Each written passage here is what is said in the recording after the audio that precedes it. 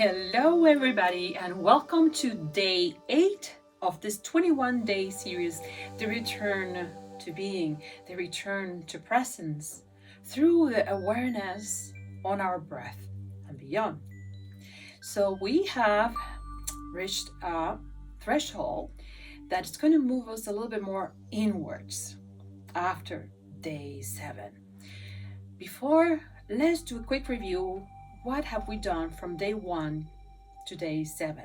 And by the way, if you're just catching this video for the first time and you don't know who I am Ariana.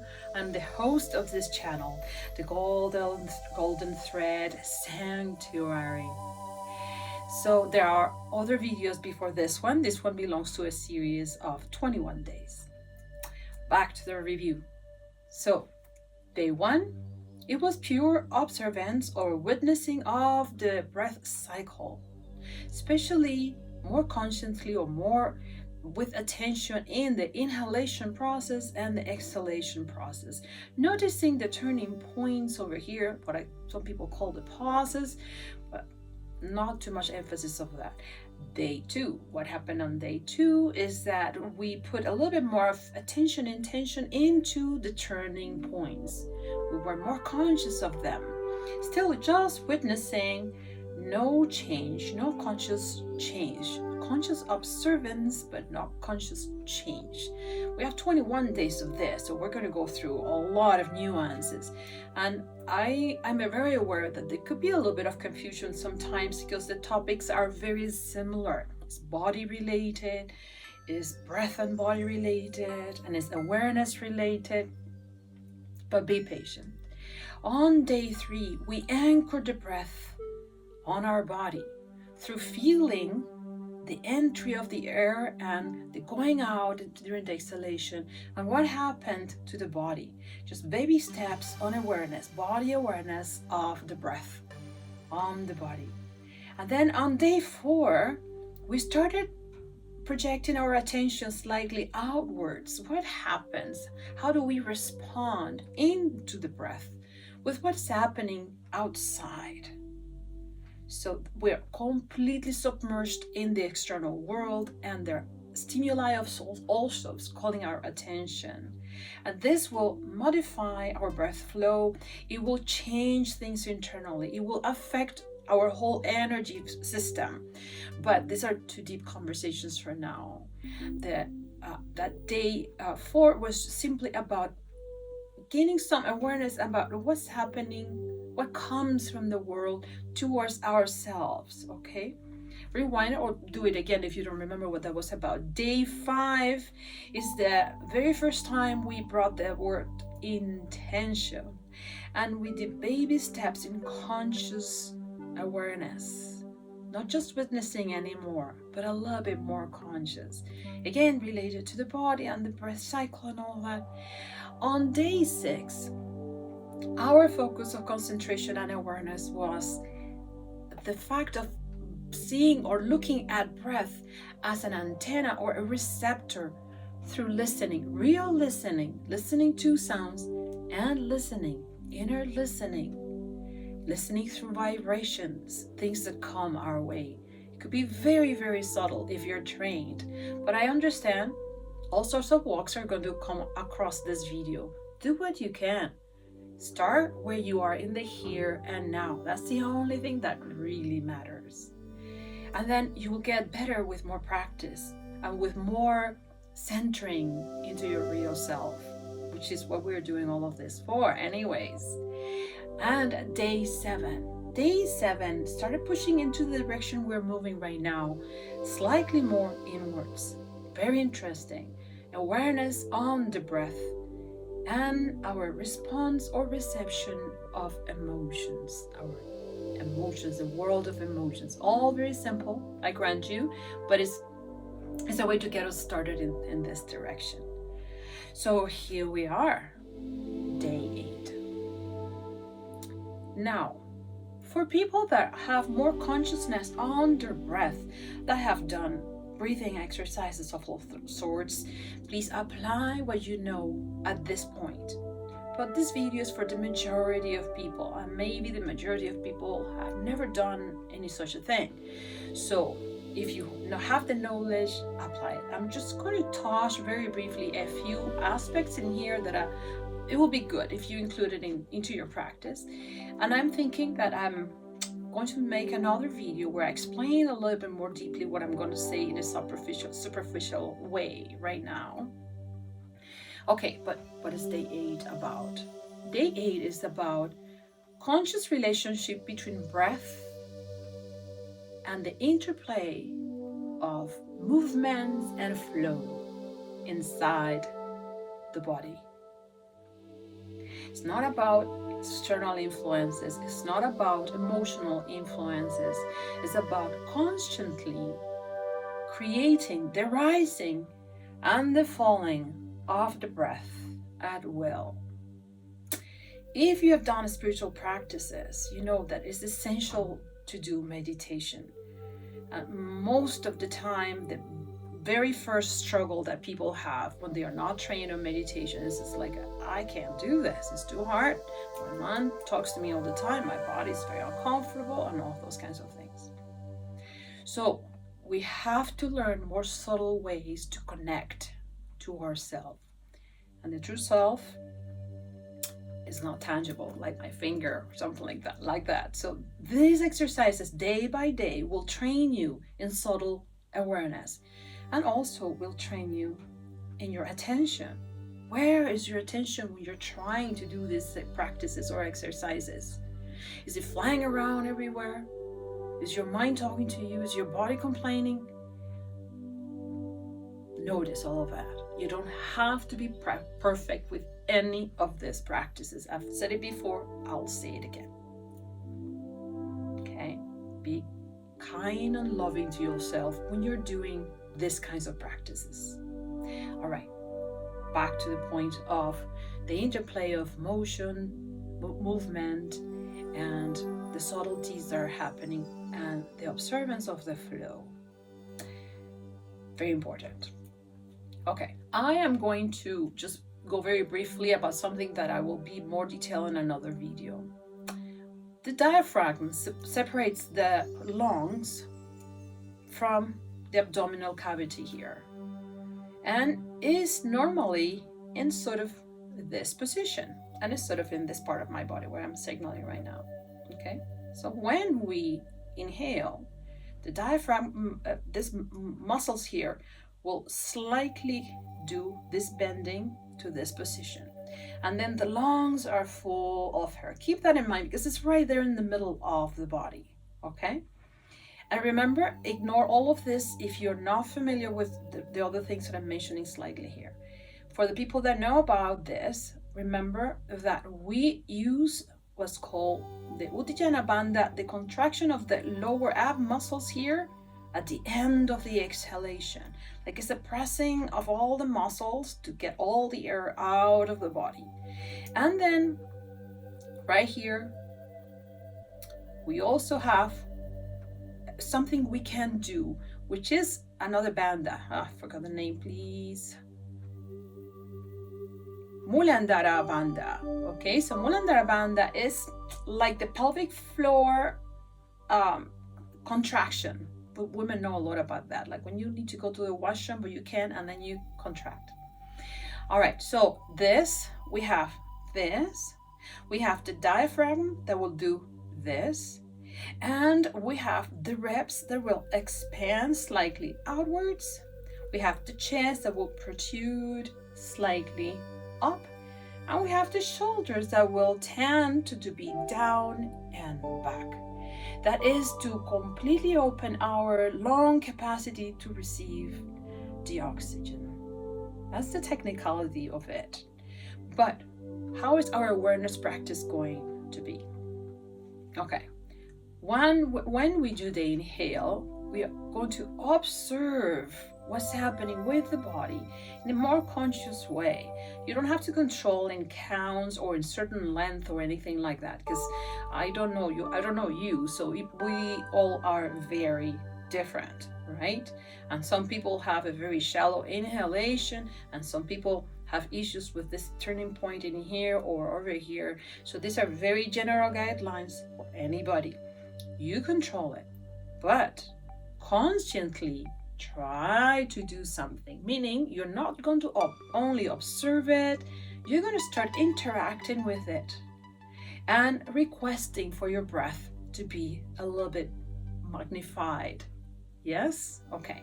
So inhalation, we're going to send the muscles out. There's no contraction in here because the air is coming. And as we are receiving the oxygen, imagine that you are a balloon and then you are filling up and filling up and filling up completely. So consciously see what's happening and relate to the motion of the rising of everything that rises in the body when we're inhaling. Okay, as we hit the curve here, in which we're coming from the inhalation to the exhalation, witness, but consciously witness, meaning you're going to notice what's really happening at this point with you. For some people, this part, the people that are givers and givers and givers, and they're not good at receiving, but are going to have a very bad time in this point in here. Okay, it's going to feel like I can stay here very long. I can't. Okay, so just observe it and be kind, be loving. It's not about hitting yourself if something doesn't work the way it should be. Just observe and nothing else for now. Okay, in the exhalation, consciously, we're going to watch the falling of everything. Except that, as I said, the diaphragm is the only thing that's going to actually do this. It's not falling. It's the only thing. Everything else is releasing. Okay? And in the release, we're going to have perhaps the shoulders coming a little bit to the front, the chest moving a little bit inward, the ribs getting closer to the hips. So this kind of like a shortening in here. And as we complete the exhale, we're going to contract these muscles here, the lower abdominals, and we're going to contract the pelvic floor. Okay? The ones that know how to do it, okay? Because you don't have to complicate things. In a simple way, if you don't know how to use all of those muscles and things, just consciously observe what's happening with your cycle. Observe and transform slightly. You say how, you say the pace, okay? You're getting a little bit more active in here. So let's say you're going this fast, then perhaps you're gonna try to go this slightly slower, okay? And perhaps is only you feel like the motion is very short. I have seen people that inhale in like, that's it, because they are trapped into this area here of the breathing, or just in the intercostal part of the breathing. It's personal, and it's not about judging. It's about seeing where you are at with this breathing process and the awareness on your breathing. That's the most important part. So go ahead and do your practice. It's conscious relationship between breath and the interplay of motions that are happening during the breathing and the flow. So what about the flow? Okay, let's say I'm very generous here, but by the time I'm getting in here, I'm getting anxious. I'm not generous at all. I'm out of here. And then I'm kind of short here. And then by the time I'm here, I'm comfortable. I'll give you another scenario. I'm not comfortable at all here, neither here, but here, very generous, very comfortable, and just fine in here. People that cannot let go will have a very bad time here. People that don't know how to give generously, very bad time here. Like, very difficult to control, very difficult to make it conscious. This is what these practices are about. It's not about judging you. Okay? So, go to the practice. There's always 5 minutes inserted in each of my videos in here. But a reminder that we also have additional videos of 3 minutes, 5 minutes, 7 minutes, and 10 minutes. Once you know what you're doing with your practice, let's say you're coming a second and third and fourth time on the day, highly recommended. But if you cannot, let's say second time around the whole cycle, or you just decide out of the blue, I kind of like that practice of day whatever, and then you're going to look for 3 minutes, extra minutes, 7 extra minutes to do your practice. They do exist. They are there. And also by now, you should know that there is an introductory video that gives you the generalities all around regarding this series. But if you didn't know it, and this just came out to you today, check out the previous 7-day videos and also the introductory video. By now, you should have access to a prayer at the beginning of this journey and a blessing for this turning point this moment that we have arrived to on day 8. And congratulations if you have been able to follow till here in a disciplined way. That means that you and your will get along really well. And if you haven't, keep on trying. Just don't give up. This is all a very gentle practice. When we get into the world of transformation, the inner transformation, there's a lot that we have to actually go through. And it's not always easy. But these practices will really help us with our discipline, with our will, with our lovingness toward others and towards ourselves as well. And they do increase in difficulty, even if it is in subtle difficulties as we go along, as I expressed before. So I think I have said way more than plenty for day 8. So have a good practice, and I will see you on day 9. Lots of love. So if you're here seeing me in this video, that means that you have decided to do the 5-minute practice with me right now into this video. Be kind, be loving, and be patient with yourself. You don't have to be perfect. You just have to be yourself and be present through awareness during this practice time. And the more you practice, the better it will be. You get better results and better getting used to what does it mean to have awareness in your body, in your breath, and in all sorts of things. So settle down, close your eyes, and we're going to start.